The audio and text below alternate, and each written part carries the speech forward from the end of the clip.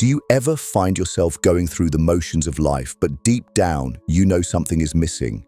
You wake up, go to work, interact with people, maybe even smile, but inside you feel empty, uncertain, directionless. It's not just sadness, it's something quieter and heavier, a kind of invisible fog that wraps around everything you do. You feel disconnected, like you've somehow drifted away from who you were meant to be. If that sounds familiar, then you're not alone. In fact, more people today feel this way than ever before. And it's not because life has become harder, it's because we've become more disconnected from something vital, from ourselves, from our sense of meaning. Carl Jung, one of the most influential thinkers in psychology, believed that this feeling of being lost isn't just emotional, it's spiritual. He said, "People will do anything, no matter how absurd, to avoid facing their own souls." And that is the heart of why so many people feel lost in life. They've spent years, sometimes decades, avoiding their own soul. You might think you're just burned out or that you're missing motivation, but what you're really missing is you, your real self, not the one shaped by expectations, social media, or survival. The one buried under layers of responsibilities, disappointments, and compromise. In this video, we're going to explore why this happens, why you feel lost in life, and more importantly, how to overcome it. Through Carl Jung's teachings and some uncomfortable truths, we'll walk through the process of finding your way back to who you really are. So what does it actually mean to feel lost in life? It's not just confusion about what career path to take or what city to move to. It's deeper than indecision. It's the quiet realization that the life you're living doesn't reflect who you really are. You might have friends, a decent job, maybe even a family, but somehow none of it feels like it belongs to you. It's like walking through a life that was built by someone else, someone you can't quite recognize. Have you ever looked around and wondered, is this it? Is this what my life was supposed to become? Not because it's terrible, but because it's hollow. That hollowness is a clue, one that most people ignore. They distract themselves with work, entertainment, even self-help routines, but the lost feeling lingers. You might even catch yourself trying harder, working more, staying busy, doing everything right, and yet feeling less connected, less fulfilled. Why is that? Because being lost doesn't mean you're doing nothing. It means you're going in a direction that has nothing to do with your authentic self. And the tragedy is, the longer you walk that path, the more normal it starts to feel. You get used to the ache. You become a stranger to yourself. Carl Jung believed this wasn't just a personal issue. It was a universal one. He saw it in patients from every background. He saw it in society itself. People chasing success or approval while feeling like ghosts in their own lives. And here's the hard truth. Feeling lost is often the first sign that you've betrayed yourself, not intentionally, not out of weakness, but slowly, over time. Every time you silenced your intuition to fit in, every time you ignored your creativity to be practical, every time you pushed away emotions that didn't seem convenient. Jung didn't see this lostness as a failure. He saw it as a beginning, a painful but necessary signal that your soul is trying to get your attention. And once you recognize that signal, the real question becomes, what are you going to do with it? That question is where Carl Jung's work begins to shine like a lantern in the dark. Because to understand how to find your way back, you first need to understand why you drifted so far in the first place. According to Jung, the feeling of being lost isn't a random emotional state. It's a symptom of living out of alignment with your inner self. He believed that every person has two selves: the persona, the mask you wear to survive and function in society, and the true self, the raw, unfiltered core of who you really are. The problem? Most people mistake the persona for their identity. They build their entire life around that mask, and eventually the real self begins to suffocate underneath the weight of who they're pretending to be. Think about it. How often do you say or do things just to maintain an image, to be accepted, to avoid judgment? How many dreams have you abandoned because they seemed too impractical, too strange, too you? Little by little, you begin to forget who you were before the world told you who to be. Jung warned that this split between the outer self and the inner self creates an emotional tension that eventually erupts through anxiety, depression, apathy, or that quiet desperation we now call feeling lost. And it doesn't always happen in moments of crisis. Sometimes it creeps in on a quiet afternoon, in a job that looks good on paper, or in a relationship that seems perfect from the outside. You smile, you nod, you function, but inside, a part of you whispers, "This isn't real." Jung said, "Your vision will become clear only when you can look into your own heart. Who looks outside dreams, who looks inside awakes."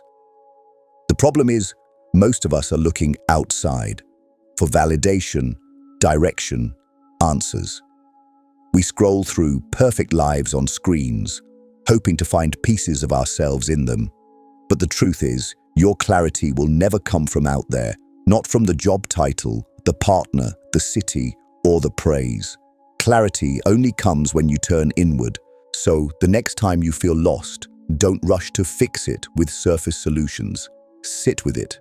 Ask yourself, whose life am I really living? And when did I stop living mine? That question opens the door. But to walk through it, you have to confront something even deeper.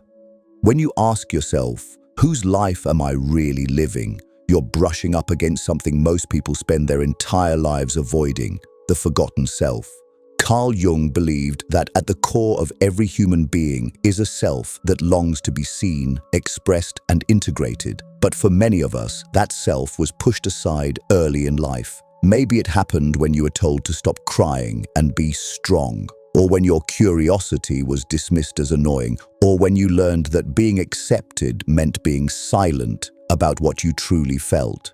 These small moments, repeated over time, shape us. We adapt, we perform, we bury pieces of ourselves that feel unsafe or inconvenient. And we do it so well that eventually we forget those parts were ever there.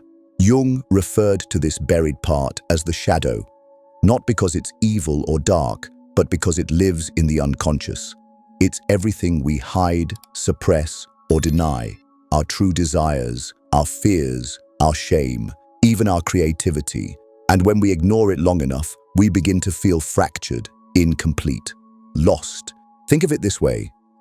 You've been building a house, brick by brick, called your life. But deep down, you know you used the wrong blueprint. Not because you're broken, but because you built it based on approval, survival, and expectation, not authenticity. And now, the structure stands. It looks stable, but something inside is whispering, "This isn't home." Jung believed that reconnecting with the forgotten self is the path to becoming whole. He called it the individuation process, the journey of uniting the conscious and unconscious parts of yourself, not fixing, not improving, but becoming who you were always meant to be. And the thing is, the forgotten self never truly disappears. It waits. It shows up in your dreams, in your frustrations, in the activities that make you feel most alive. Sometimes it even speaks through your boredom, because boredom is often your soul begging for something real. So let me ask you, what part of yourself have you silenced just to survive? That part of you is still there, and the longer you ignore it, the more lost you'll feel. But if you're ready to begin the journey back to yourself, it doesn't require a dramatic life change. It starts with something much quieter: awareness. Carl Jung didn't believe in quick fixes. He believed in inner work, and the first step is to stop running from the silence. The world we live in today is designed to keep you distracted. Notifications, deadlines, endless noise. But healing, clarity, and self-discovery only happen when you step away from the noise and into stillness. Can you sit with your own thoughts without reaching for your phone? Can you allow discomfort to surface without numbing it? Jung himself often retreated to a stone tower he built by hand near Lake Zurich, where he spent time alone with his thoughts, his dreams, and his soul. He believed solitude wasn't loneliness. It was a sacred space where the unconscious could speak. And that's where you start, by listening. Listening to your dreams, to your body, to the small intuitive nudges that you've trained yourself to ignore. Maybe there's a hobby you gave up years ago that used to make you feel alive. Maybe there's a conversation you've been avoiding with yourself about what you truly want. Maybe you've never allowed yourself to ask the question, what do I actually believe? Not what you were taught, not what's safe, but what feels real. And this next part may surprise you. The pieces of yourself you're trying to find, they often live inside your shadow, the very parts you were told to suppress. Your boldness, your sensitivity, your weirdness are often the exact keys to your freedom. This is why Jung emphasized integration, not perfection. You don't need to become someone new. You need to remember who you are and reclaim the parts you exiled to survive. Write. Reflect. Take long walks without your phone. Pay attention to the thoughts that rise when everything else gets quiet. And above all, stop asking for permission to be who you are, because the truth is, no one can give it to you but you. And once you begin this reconnection, life doesn't just feel different, it becomes different. Because once you stop pretending and start reconnecting, something remarkable begins to unfold. You may not notice it immediately, but slowly your life begins to feel more honest, more real. You laugh differently, like you actually mean it. You wake up with a sense of purpose, even if it's quiet and undefined. You start saying no to things that drain you, not out of rebellion, but because your soul simply won't tolerate being diluted anymore. Jung believed that healing wasn't about becoming flawless, it was about becoming whole. And when you reunite with the forgotten parts of yourself, wholeness becomes possible. Not the kind of wholeness people see on the outside, but the kind that feels like home on the inside. You'll begin to notice that you're no longer chasing things out of fear. Fear of being left out, fear of being insignificant, fear of not being good enough. Instead, you start moving from a place of alignment. You choose differently. You speak differently. You feel grounded, even when life is uncertain. Have you ever met someone who radiates calm even in chaos? That isn't luck. That's the result of inner alignment, of someone who has faced their shadow, embraced their truth, and stopped apologizing for existing as they are. This is the shift Carl Jung spoke of. Not some overnight transformation, but a slow return to your center, a homecoming. And here's the best part. When you become whole, you don't just heal yourself. You become a light for others who are lost too. Your journey becomes an invitation. So ask yourself, if you stopped hiding, if you stopped performing, who would you finally become? That version of you is already waiting. That version of you, the one you've buried, silenced, or forgotten, isn't gone. It's just been waiting. Waiting for you to stop numbing, to stop running, to stop pretending. Waiting for you to finally say, I'm ready to come home to myself.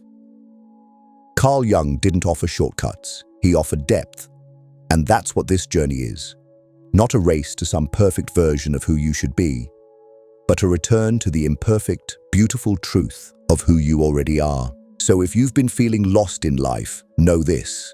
You're not broken, you're not failing, you're being called inward.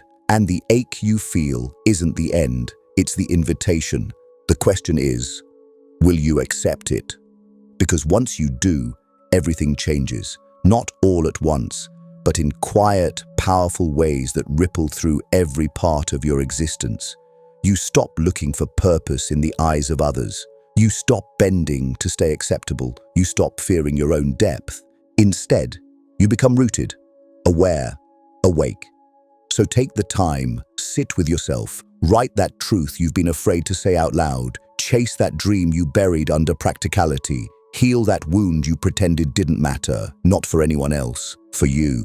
And if this message stirred something in you, Don't let it fade when the video ends. Let it be the start. Share your thoughts below because someone else might need your words just as much as you needed this message. Subscribe if you want more content that speaks to your inner life, not just your outer one. You're not lost. You're on your way back.